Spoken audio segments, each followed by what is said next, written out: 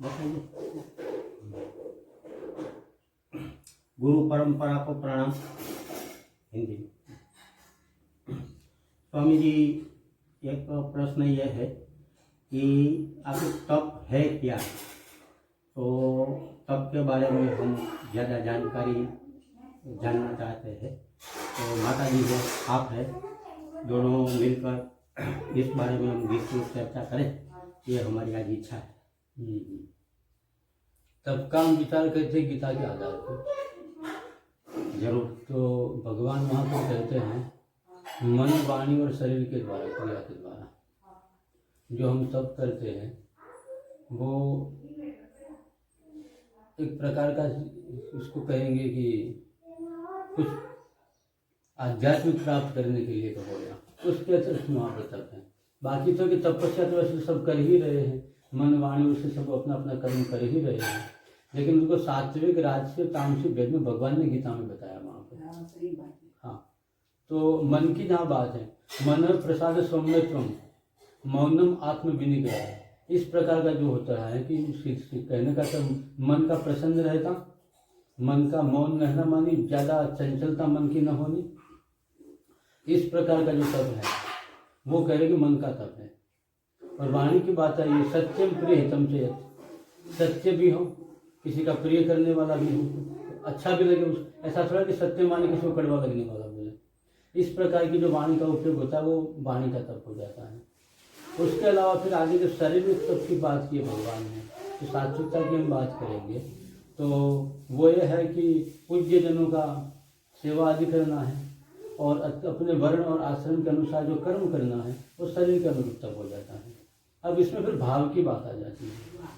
हाँ, जब भाव की बात आती है वहाँ पर, तो वहाँ पर भगवान ने कहा है कि एक तो ये होता है कि तामसी जो लोग होते हैं उनको तो ज़्यादा पता भी नहीं होता, अज्ञान वश, वो तो शरीर को कष्ट ही देते रहते हैं, कांटे में पड़ जाएंगे, फिर आग के बीच में बैठ जाएंगे। हाँ, इस प्रकार का जो होता है तो उनको भगवान ने तामसी बताया है। भगवान कह रहे मैं उनके शरीर में आत्मस्वरूप हूँ, उसको मुझे में लोग कष्ट दे रहे हैं, ऐसे लोगों को तो तामसी जानना चाहिए। उसके अलावा सत्कार, मान, पूजार्थम, सत्कार के लिए हमें लोग प्रतिष्ठा दें, उस मान करें, हमारी पूजा करें, इस भाव से जो इस प्रकार को तप किया जाता है तो राजसी तप हो जाता है। और बस सिर्फ भगवान की प्रीति के लिए करे हुए निष्काम भाव से करते हैं तो वहाँ पर तब राजसी, वो सात्विक हो जाता है। वहाँ पर कोई ऐसा कोई कामना की इच्छा नहीं होती है। इस प्रकार भगवान ने गीता के अंदर जो तप की बात की है तो उसको गीता के आधार पर बताया जाता है।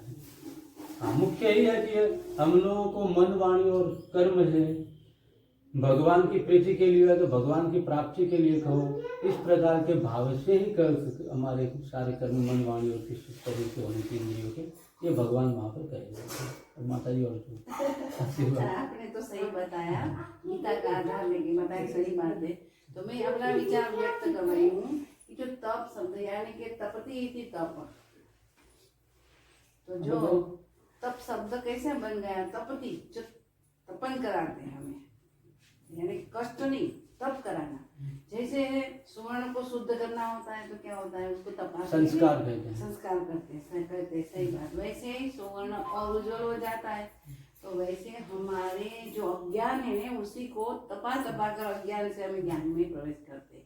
तो आपने राजसी, तामसी, सात्विक तप बताया, तो जिन्होंने आत्मज्ञान की ओर जाना है उसी को सात्विक तप को पकड़ना है, वो पकड़ के चलना है। तो हमारी तो माया परंपरा है, जब हमें दिशा मिलती है, शक्ति जागृत हो जाती है, तो जो शक्ति अपना काम करती है, सफाई का, मन की सफाई का, एनाटॉमी यानी कि नाड़ी की सफाई का, तो उसी को काम करने के लिए हमें साधन में बैठते हैं, वो बड़ा, क्योंकि जो वाइब्रेशन उठता है ना, साधु संत जो पहुंचे हुए उसी को हम पूछेंगे तो वही उसी को ही तप बताएंगे। तो तप यही है, तो सात्विक तप को हम साधन से ऐसे आगे ले जाएंगे तो हमारा अंतःकरण बिल्कुल शुद्ध हो जाएगा। हमारा जो पाप पुण्य कर्म है ना, वो तप से ही जल जाता है, दग्ध हो जाता है। पाप भी तो दग्ध होना ही चाहिए, लेकिन पुण्य भी होना चाहिए, क्योंकि हमें मोक्ष चाहिए, हमें आत्मज्ञान चाहिए, हमारे भगवत प्रीति, हम पर प्रीति हो जाए भगवान की, गुरु महाराज की, तो वही तप से हम ऊपर उठेंगे। तप से सात्विकता बढ़ेगी, सात्विकता बढ़ेगी तो हमें निष्काम हो जाएंगे, हम निष्काम हो जाएंगे। निष्काम होते होते हमारे दिल में शांति और आनंद पैदा हो जाएंगे, निजानंद पैदा हो जाएंगे। तो सत्व गुण में जब आदमी रहता है ने, तब तक क्या होता है, किसी का अच्छा करना, भलाई करना, करुणा, दया, ये सब डेवलप हो जाता है सत्व गुण की वजह से। लेकिन हमें तो आत्म साक्षात्कार चाहिए, तो ये सत्व गुण से भी ऊपर उठना चाहिए। तो तप की अंतिम स्थिति आध्यात्मिक जो अर्थ है कि तपते तपते शरीर अंतःकरण तपते तपते शुद्ध होते होते हमें एक जंप आता है। तो प्रकृति से ऊपर उठ के जहाँ स्पेस यानी कि समय और स्थल है ही नहीं, ऐसी स्थिति जब हमारे तप की वजह से रिजल्ट मिलता है, वही सही तप है, वही आध्यात्मिक तप है। अधिदैविक, आध्यात्मिक, अधिभौतिक तप के प्रकार ऐसे भी बताया गया, सात्विक, राजसी और तामसिक के साथ साथ। तो सत्व गुण का जो तप है ने, तो वो हमें अध्यात्म में अंतिम टॉर्च पर, यानी कि सुपर स्टेटस हमारा है कि जहाँ स्थल भी नहीं है, समय भी नहीं है, एक ऐसा स्टेटस है कि जिसको हमें अपरोक्षानुभूति शब्द बताया है। अपरोक्षानुभूति, प्रत्यक्ष भी नहीं है, परोक्ष भी नहीं है। तो शंकराचार्य ने सुंदर शब्द बताए, अपरोक्षानुभूति।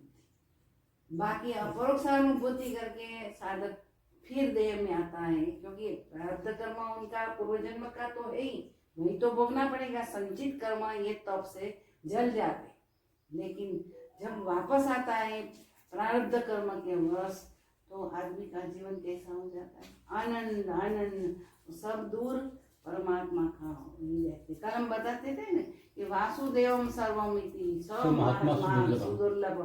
तो ऐसा स्थिति वो महात्मा की हो जाएगी।